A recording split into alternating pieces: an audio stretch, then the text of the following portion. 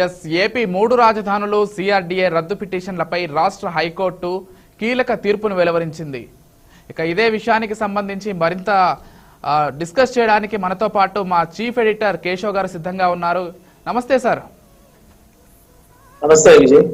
అంటే సార్ ఏ విధంగా చూడాలి, మొత్తం మీద రాజధాని రైతులకు ఊరటనిచ్చే అంశంగానే దీన్ని పరిగణించవచ్చు. ఈ అంశాన్ని ఏ విధంగా చూడాలి సార్? 100% ఇది రాజధాని రైతులకి ఒక ఉపశమనాన్ని ఊరటని ఇచ్చేటువంటి అంశం.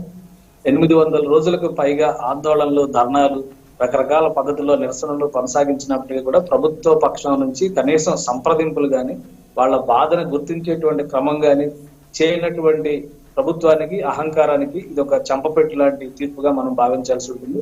హైకోర్టు ఇచ్చినటువంటి జడ్జిమెంట్ ఒక చారిత్రాత్మక తీర్పు ఆంధ్రప్రదేశ్ రాజధాని నిర్ణయం విషయంలో. ఇప్పటి వరకు రాజధాని విషయంలో ఒక క్లారిటీ ఇచ్చేటువంటి ప్రయత్నం చేయడానికి ఇంతవరకు ఎవరు చేయలేదు. 2 రకాలుగా అమరావతి రైతులకి అలానే ఆంధ్రప్రదేశ్ ప్రజలకి శుభవార్తలు వచ్చినాయని చెప్పి మనం అనుకోవచ్చు. కేంద్రం బడ్జెట్ లో అమరావతిని రాజధానిగా గుర్తిస్తూ నిధులు కేటాయింపులు చేయడం ఒకవైపు, ఈ రోజు వచ్చినటువంటి జడ్జిమెంట్ ఇంకో. ఈ జడ్జిమెంట్ తో మొత్తం కొండ బద్దలు కొట్టినట్టుగా ఆంధ్రప్రదేశ్ రాజధాని అమరావతి తప్ప మరొకటి కాదు అని తేల్చి చెప్పినట్టుగా అయింది.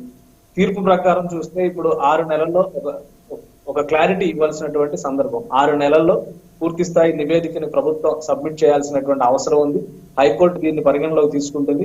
ఎప్పుడైనా కానీ ఒక విషయం గుర్తుపెట్టుకోవాల్సింది ఏంటంటే విజయ్, ప్రభుత్వం అనేది ఒక కొనసాగింపు, పాలన ప్రతినిధులు మాత్రమే మారతారు. ఒక రాష్ట్ర ప్రభుత్వ కస్టోడియన్ గా ముఖ్యమంత్రి అనేటువంటి స్థానం కంటిన్యూస్ గా ఉంటుంది. ఆ స్థానంలో కూర్చున్నటువంటి వ్యక్తులు మారచ్చు. వ్యక్తులు మారినంత విధానాలు, సిద్ధాంతాలు మారిపోతే ప్రభుత్వాలకు కొనసాగింపు, ప్రాంతాల మనుగడ కూడా ప్రశ్నార్థకం అయ్యేటువంటి సందర్భం. ఈ రోజు అమరావతి ఇచ్చినటువంటి తీర్పు నిజంగా ఆంధ్రప్రదేశ్ లో ప్రజల మనోభావాలని దృష్టిలో ఉంచుకొని, ప్రాంతీయ అభిప్రాయాలుగా దృష్టిలో ఉంచుకొని అందరూ కలిసి ఒక రాజధాని కావాలి అనే ఒక నిర్ణయం తీసుకున్న తర్వాత మళ్ళీ ఆ నిర్ణయాన్ని తిరగదోడేటువంటి క్రమంలో ప్రభుత్వానికి అటువంటి హక్కు ఏదీ లేదు అని హైకోర్టు చాలా స్పష్టంగా తేల్చి చెప్పింది. ఆల్రెడీ దీనికి సంబంధించి 3 రాజధానుల బిల్లుకు సంబంధించి ఆ బిల్లును చట్టంగా మార్చిన తర్వాత కోర్టులో వచ్చినటువంటి కేసులకు సంబంధించి దాన్ని ఉపసంహరించుకునేటువంటి క్రమంలో ఒక సమగ్రమైన బిల్లును ప్రభుత్వాలు చెప్పింది ప్రగల్భాలు తప్పితే కాదు అని హైకోర్టు జడ్జిమెంట్ క్లారిటీ వచ్చేసింది. కాబట్టి రాజధాని సంబంధించి ఆల్రెడీ నిర్ణయం అయిపోయిన తర్వాత దాని మాస్టర్ ప్లాన్ ఆమోదించుకున్న తర్వాత ఇప్పుడు కొత్త విధానంలో రాజధాని నిర్ణయం, రాజధానికి సంప్రదింపుల ప్రక్రియను ప్రారంభించడానికి ఇటువంటి అవకాశాలు ప్రభుత్వాలు మారిన ప్రతిసారి మేము వెనక్కి వెళ్తాం, మళ్ళీ ముందుకు వస్తామని చెప్పారంటే కాలం వెనక్కి రాదు కదా. కాబట్టి ఈ క్రమంలో అమరావతికి సంబంధించి ఒక సుస్పష్టమైన తీర్పుగా దీన్ని మనం భావించాల్సి ఉంటుంది. ఆ ప్రభుత్వం హైకోర్టులో ఇది చుక్కెదురైంది కాబట్టి హైకోర్టుకి వెళ్ళేటువంటి ప్రయత్నాలు చేయొచ్చు. కానీ హైకోర్టు ఇచ్చినటువంటి తీర్పు ఒక విస్తృతమైన అధ్యయనం తర్వాత, వాదనలన్నీ కూడా పూర్తయిన తర్వాత కూడా కొంత సమయాన్ని తీసుకుని అన్ని రకాల సామాజిక న్యాయ సూత్రాలు, అలానే అంతర్జాతీయ న్యాయ చట్టాలను కూడా పరిగణలోకి రాజధాని నిర్ణయం ఎలా జరగాలేదన్న తీర్పు ఇచ్చింది. తీర్పు కాపీ వెలువడిన తర్వాత ఇంకా ఇందులో ఎటువంటి అంశాలు ఉన్నాయి, ఎటువంటి ప్రయోజనాలు అమరావతికి కానీ రాజధానికి సంబంధించి ఒక నిర్దిష్టమైనటువంటి ప్రణాళికను ఇవ్వబోతున్నాయనే విషయం మనకి పూర్తి కాపీ వచ్చిన తర్వాత ఇంకా క్లియర్ గా అర్థమవుతుంది. Yes sir. కాకపోతే ఇక్కడ 3 నెలల్లోపు పూర్తిగా అభివృద్ధి పరిచిన ఫ్లాట్లను రైతులకు అప్పగించాలని కోర్టు తీర్పునిచ్చింది. కాకపోతే వైసీపీ ప్రభుత్వం అధికారంలోకి వచ్చిన తర్వాత ఇప్పటి వరకు రాజధాని విషయంలో ఒక్క అడుగు కూడా ముందుకు పడలేదు. ఈ 3 నెలల్లో వాళ్ళు అది చేయగలిగే అవకాశం ఉందంటారా? అంటే 3 నెలలు అనేది ప్రభుత్వానికి ఇచ్చినటువంటి ఒక టార్గెట్. ఆ 3 నెలల్లో ప్రభుత్వం చేయడానికి ఎంతవరకు చేయగలిగితే అంతవరకు ప్రయత్నాలు చేయాలి. మీరు అన్నట్టుగా ఇది వాస్తవం. గత 2.5 ఏళ్లుగా, అంటే దాదాపు 3 ఏళ్లు అయిపోతుంది వైసీపీ ప్రభుత్వం అధికారంలోకి వచ్చి. ఆ రోజు నుంచి ఒక ఇటుక కూడా వేసినటువంటి పరిస్థితి లేదు. ఆల్రెడీ అక్కడ రోడ్లు వేయడానికి, రహదారుల నిర్మాణానికి, అలానే చదును చేసేటువంటి పనుల కోసం, ఇతర నిర్మాణాల కోసం వేసినటువంటి కాంక్రీట్, ఇసుక, సిమెంట్ ఇటువంటివి కూడా వేరే ప్రాంతాలకు తరలించుకుపోయినటువంటి సందర్భాలు ఉన్నాయి. ఆల్రెడీ వేసిన రహదారులను కూడా తవ్వుకుపోయి గుంతలు పూడ్చేటువంటి ప్రయత్నాలు జరిగినటువంటి ఆరోపణలు వచ్చిన ఆరోపణలే కాదు, వాస్తవంగా దానికి సంబంధించిన వార్తలు క్లియర్ గా దృశ్యాలతో సహా బయటకు వచ్చినటువంటి సందర్భాన్ని మనం చూసాం. అంటే ఒక రకంగా అమరావతి మీద ఉన్న వెగటుని ఈ ప్రభుత్వం ఈ విధంగా చూపించింది అనేటువంటి సంకేతాలు ప్రజలకైతే చాలా స్పష్టంగా వెళ్ళినాయి. ఇప్పటికైనా కళ్ళు తెరవాల్సినటువంటి అవసరం ఉంది. ఒక క్లారిటీ, అంటే 6 నెలల్లో డెవలప్ చేయడం అనేది ప్రభుత్వం తలుచుకుంటే పెద్ద విషయం ఏం కాదు. ఇప్పుడు ఆల్రెడీ కేంద్ర ప్రభుత్వం కూడా బడ్జెట్ కేటాయింపులు చేసింది. దాదాపు 1200 కోట్ల రూపాయల దాకా అమరావతి అభివృద్ధికి సంబంధించి 2022, 2023 బడ్జెట్ లో కేటాయింపులు చేసింది. ఈ గ్రాంట్లు అవన్నీ కూడా కేటాయింపులు అంటే ప్రభుత్వం మనకు కేంద్రం అందిస్తున్నటువంటి సహాయం కాదు. అమరావతి రాజధాని నిర్మాణానికి మేము కట్టుబడి ఉన్నాం. ఆంధ్రప్రదేశ్ విభజన చట్టం ప్రకారం ఇచ్చిన హామీని నిలబెట్టుకునేటువంటి క్రమంలో ఈ కేటాయింపులు చేస్తున్నామని కేంద్ర ప్రభుత్వం చెప్పకనే చెప్పింది. ఈ నేపథ్యంలో వీటన్నిటిని ఉపయోగించుకునేందుకు జగన్ ప్రభుత్వం, ముఖ్యంగా ఆంధ్రప్రదేశ్ సర్కార్ ఒక అడుగు ముందుకు వేయాల్సినటువంటి సందర్భం ఇది.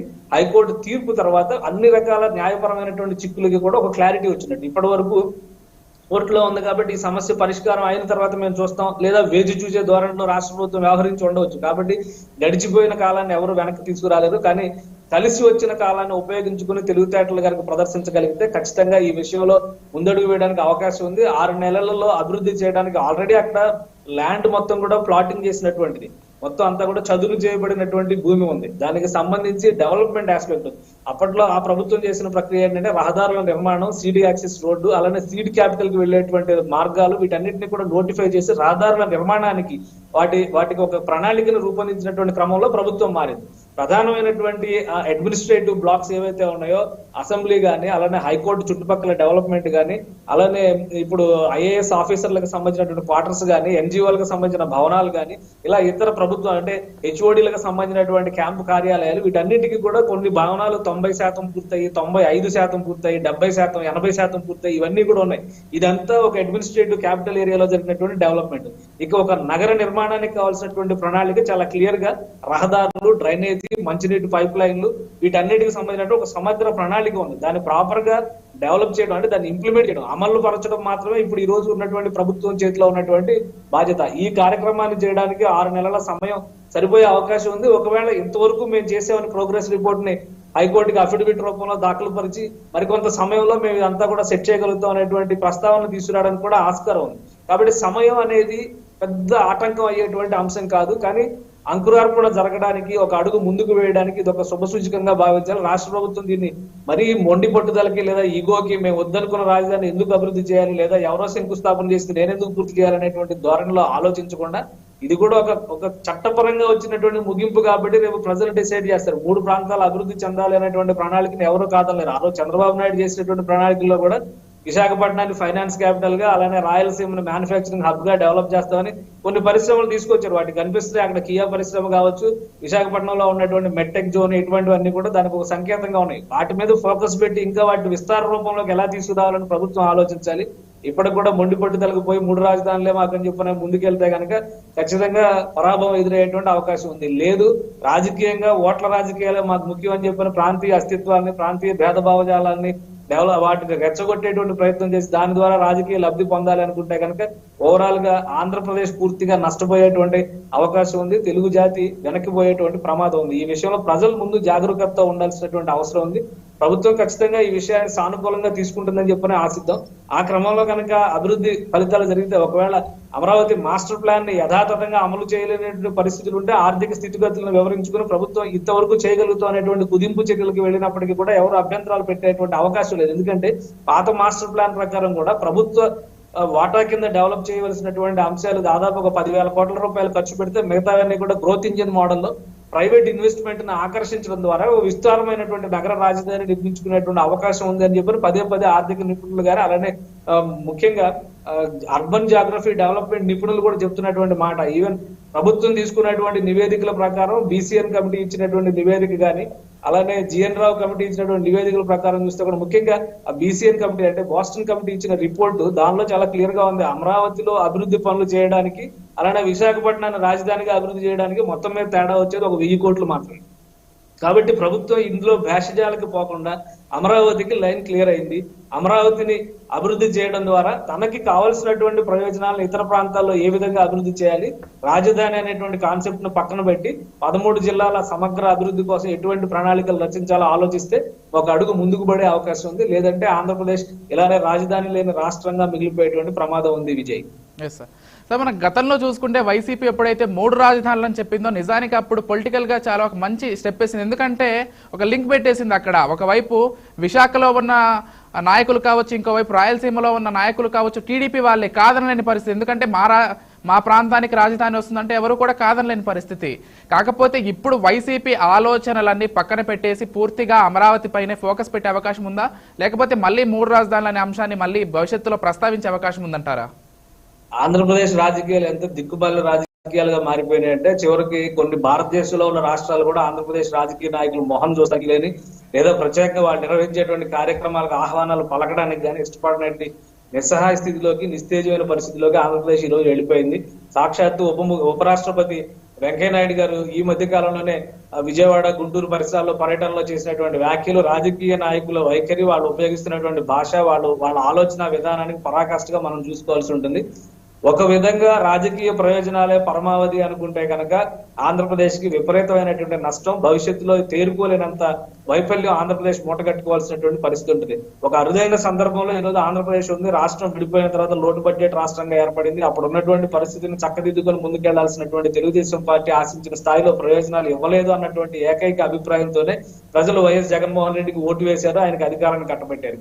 ఆ విధంగా రాష్ట్రాన్ని ముందుకు నడిపించడంలో, రాష్ట్ర ప్రయోజనాల కోసం పోరాటంలో కేంద్ర ప్రభుత్వం నుంచి రావాల్సినటువంటి వాటాల్ని, గ్రాంటుల్ని, అధికారికంగా రావాల్సినటువంటి హక్కుల్ని రాబట్టుకోవడంలో ముందడుగు వేయాలి తప్పితే ప్రజల మీద కక్ష సాధింపులకో లేదా ప్రాంతాల మధ్య వైషమ్యాలతోనో ఇంకో విధమైనటువంటి రాజకీయ ఎమోషన్స్ ని రెచ్చగొట్టడం ద్వారా లబ్ధి పొందాలనుకుంటే కనుక ఘోరమైన పరాభవం తప్పదు. ఇప్పటి వరకు జరిగినటువంటి రాజకీయ పరిణామాలన్నీ కూడా ఆంధ్రప్రదేశ్ ప్రజలు నిశ్చితంగా గమనిస్తున్నారు.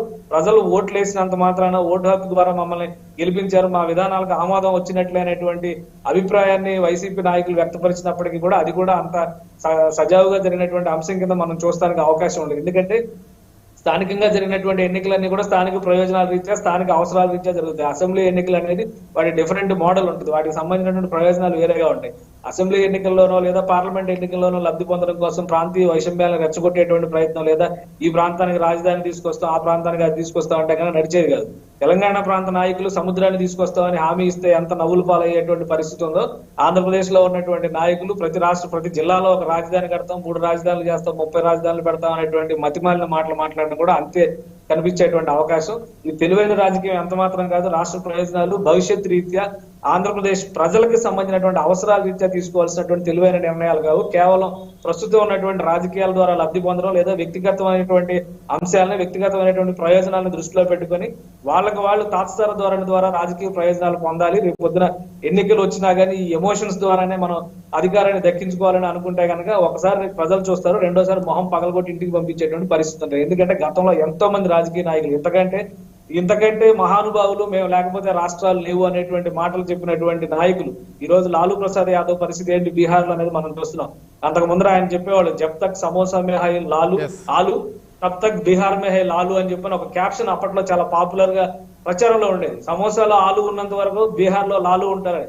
ఈ రోజు బీహార్ లో లాలు ఉన్నాడు, కానీ ఎక్కడ ఉన్నారనేది ఎవరికి తెలియనటువంటి పరిస్థితి. కాబట్టి భవిష్యత్తును పణంగా పెట్టేటువంటి నిర్ణయాలు, రాష్ట్ర ప్రయోజనాల్ని పణంగా పెట్టేటువంటి నిర్ణయాలు ఎప్పటికైనా కానీ ఘోరమైనటువంటి సమాధానాన్ని, ఘోరమైనటువంటి తీర్పుని ప్రజల నుంచి కానీ, రాజకీయాల నుంచి కానీ, ప్రభుత్వాల నుంచి కానీ ఎదుర్కోవాల్సినటువంటి పరిస్థితి ఉంటుంది. కాబట్టి అధికారంలో ఉన్నటువంటి పెద్దలు ముఖ్యంగా అధికారమే పరమావధి అనేటువంటి అంశంలో కాకుండా రాష్ట్ర ప్రయోజనాలు, రాష్ట్ర ప్రజలకు ఇవ్వాల్సినటువంటి అవకాశాలు, వీటిని దృష్టిలో పెట్టుకొని ఎక్కడా కూడా మన ప్రయోజనాలు దెబ్బతినకూడదు. ఎందుకంటే ఆంధ్రప్రదేశ్ కి విభజన చట్టం ద్వారా వచ్చినటువంటి 10 ఏళ్ల మినహాయింపులు, ఈ 10 ఏళ్ళు అంటే ఇంకొక 2 ఏళ్లలో ముగిసిపోతున్నాయి. ఇంత తొందరగా కోర్టు తీర్పు వస్తుందని కూడా ఎవరు ఆశించలేదు. ఈ రోజు కోర్టు తీర్పు రావడం ద్వారా రాజధాని అనేటువంటి ఒక పీఠముడికి సమాధానం దొరికింది.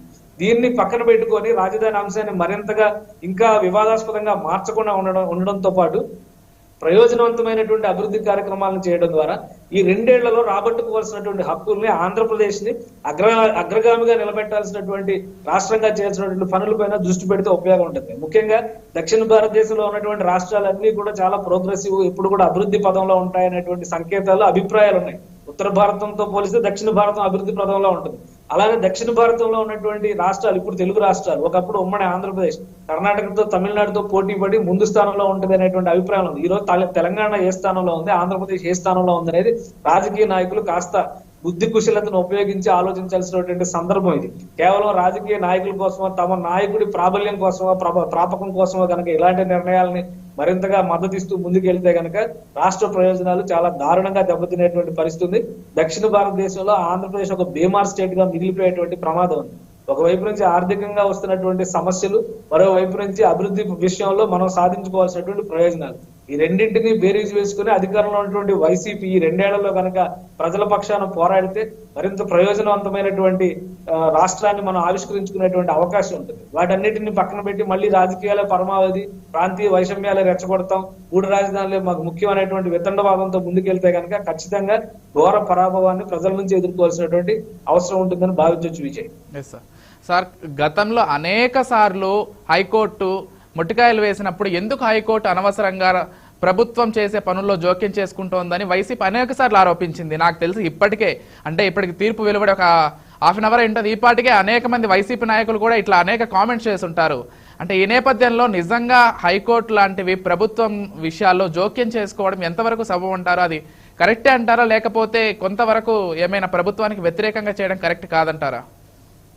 హైకోర్టు అయినా రాష్ట్ర ప్రభుత్వం అయినా కానీ బ్యూరోక్రసీ అయినా కానీ ఈ 3 కూడా మన రాష్ట్రంలో మన దేశంలో రాజ్యాంగం ఇచ్చినటువంటి హక్కుల ద్వారా అధికారాల ద్వారా సంక్రమించినటువంటి పాలనా బాధ్యతలను చేపట్టేటువంటి విభాగాలు. అంటే హైకోర్టు పాలనలో జోక్యం చేసుకుంటుందా లేదా అనేది హైకోర్టు ఎప్పుడు చేసుకుంటుంది అంటే ప్రభుత్వాలు చట్టాలను చేస్తాయి. ఆ చట్టాలను అమలు చేయాల్సినటువంటి బాధ్యత బ్యూరోక్రసీ మీద అంటే అధికార యంత్రాంగం మీద ఉంటుంది. అవి సరిగ్గా అమలవుతున్నాయా లేదా అనేటువంటి విషయాన్ని పర్యవేక్షించేటువంటి బాధ్యత హైకోర్టుకు ఉంటుంది.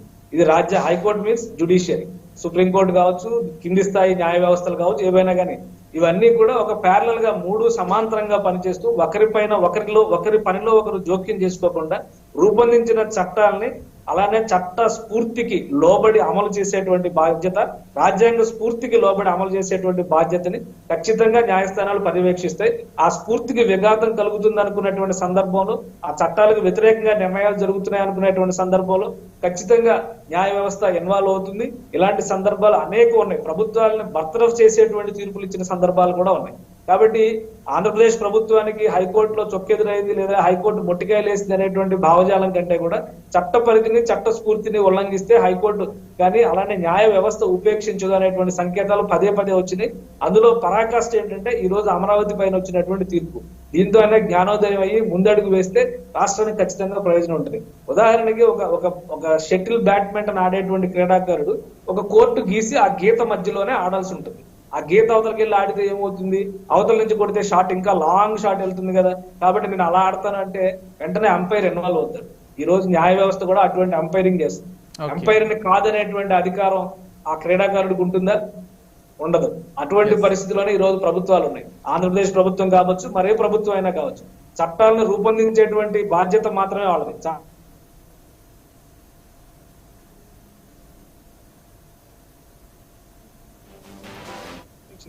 న్యాయ సమీక్ష నిర్ణయాలు కానీ న్యాయ సమీక్షకు నిర్ణయాలు కానీ సార్, ఫైనల్ గా ఏదైతే 10 సంవత్సరాలు హైదరాబాద్ ఉమ్మడి రాజధానిగా కొనసాగుతుందని గతంలో చెప్పారు.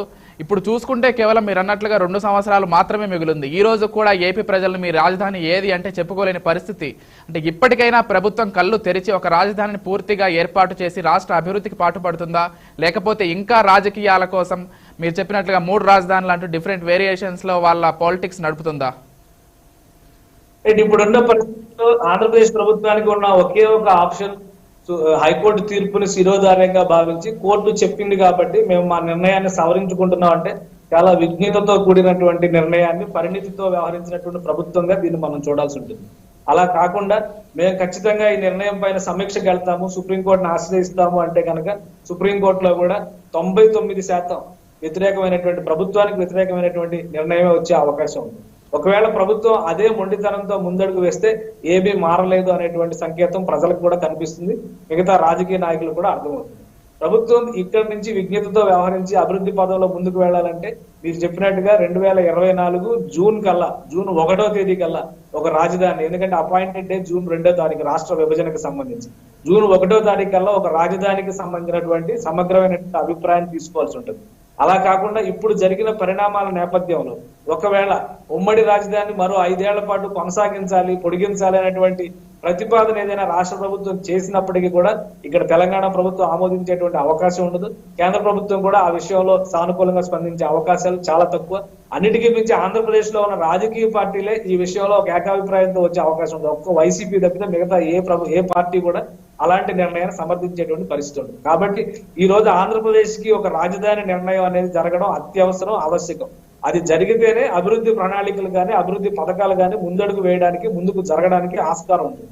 కాబట్టి రాష్ట్ర ప్రభుత్వానికి ఉన్న ఒకే ఒక ఆప్షన్ ఏంటంటే కోర్టు జడ్జిమెంట్ ఆధారంగా నిర్ణయంలో మార్పులు చేసుకుంటున్నాం, ముందుకు వెళుతున్నాం హుందాగా తన గౌరవాన్ని తను కాపాడుకోవడం. అలా కాకుండా కనుక ముందుకు వెళితే ఖచ్చితంగా మళ్ళీ పరాభవం ఎదురుకాక తప్పదు. దీనివల్ల సమయం వృధా అవుతుంది, ఆంధ్రప్రదేశ్ తీవ్రంగా నష్టపోతుంది, రాజధాని లేని రాష్ట్రంగా 2024లో మిగిలిపోయే ప్రమాదం ఉంటుంది. అలానే 2024 ఎన్నికలకు ఒక ఎజెండా నిలబెట్టాలి కాబట్టి ఈ అంశాన్ని అలానే లైవ్ లో ఉంచుతాను, లేదా ప్రత్యేక హోదాని అలానే లైవ్ లో ఉంచుతాము అని చెప్పని ప్రభుత్వాలు కనుక అనుకుంటే ప్రజలు న్యాయ నిర్ణేతలుగా వ్యవహరించాల్సి ఉంటుంది. ప్రజలు ఖచ్చితంగా ఈ విషయంలో సమగ్రమైనటువంటి అవగాహనతో రాష్ట్రానికి దేని వల్ల ప్రయోజనాలు జరుగుతున్నాయి, ఎవరి వల్ల నష్టం జరుగుతుంది, ఎవరి వల్ల ప్రయోజనం జరుగుతుంది, ఎటువంటి నిర్ణయం తీసుకుంటే రాష్ట్ర ప్రయోజనాలు కాపాడబడతాయి అనేటువంటి అంశాన్ని చాలా జాగ్రత్తగా ఆలోచించి ఆచితూచి 2024 ఎన్నికల్లో వ్యవహరించాల్సి ఉంటుంది. ఓవరాల్ గా ఈ 2 ఏళ్లలో కనుక ప్రభుత్వం ముందడుగు వేసి అభివృద్ధి పదంలో నడిపించేటువంటి రాజధానికి సంబంధించినటువంటి కార్యాచరణని నిర్ణయం తీసుకోకపోతే కనుక రాష్ట్రం విపరీతంగా నష్టపోయేది, అలానే భావితరాలు విపరీతంగా నష్టపోయేటువంటి ప్రమాదం ఉంటుంది. ఎందుకంటే రాబోయే తరాలన్నిటికీ కూడా ఒక growth engine, financial growth engine అనేది ఆంధ్రప్రదేశ్ కి మరీ ముఖ్యంగా అవసరం. యాక్టివిటీ లేని రాష్ట్రంగానో లేదా కేవలం సంక్షేమ ఫలాలను మాత్రమే అందిస్తామని చెప్పని ఖర్చు పెట్టే రాష్ట్రంగానో మిగిలిపోతే ప్రయోజనం పెద్దగా ఉండదు. ఇది ఒక అంది వచ్చిన అవకాశంగానే రాష్ట్ర ప్రభుత్వం భావించాలని నేనైతే అనుకుంటున్నాను. వ్యక్తిగతంగా నా విశ్లేషణ ప్రకారం నేను చెప్పేది కూడా ఏంటంటే రాష్ట్ర ప్రభుత్వం ఇందులో భేషజాలకు వెళ్లాల్సినటువంటి అంశం ఏమాత్రం లేదు. ఇది కనుక హుందాగా అంగీకరిస్తే రాజకీయ పార్టీలు కూడా ఏమీ చేయలేని, అంటే ఈ విషయంలో వ్యతిరేకించలేని పరిస్థితిలోకి వెళ్ళిపోతాయి. ఖచ్చితంగా ప్రజామోదం కూడా ఈ నిర్ణయానికి ఉంటుంది కాబట్టి 2014లో కానీ రాజధాని నిర్ణయం జరిగిన సందర్భంలో కానీ అన్ని ప్రాంతాలు, అన్ని పార్టీలు, అన్ని వర్గాలు కూడా ఏకాభిప్రాయంతో అమరావతిని ఆమోదించాయి కాబట్టి అంత కార్యాచరణ ఆ రోజు ముందుకు తీసుకెళ్ళగలిగారు. ఈ 3 ఏళ్లు ఆగిపోయిన కార్యాచరణను అలా పక్కన పెట్టేసి ఈ 2 ఏళ్లలో అయినా కానీ రాజధానికి సంబంధించినటువంటి ఒక సమగ్ర రూపాన్ని ఇచ్చే ప్రయత్నం చేస్తే కనుక ఖచ్చితంగా ఆంధ్రప్రదేశ్ అభివృద్ధి పదంలో పయనిస్తుందని చెప్పని భావించవచ్చు. విజయ్, ఏపీ 3 రాజధానులు సిఆర్డీఏ రద్దు పిటిషన్లపై రాష్ట్ర హైకోర్టు కీలక తీర్పుపై మీరు మంచి విశ్లేషణ చేస్తారు. Thank you so much.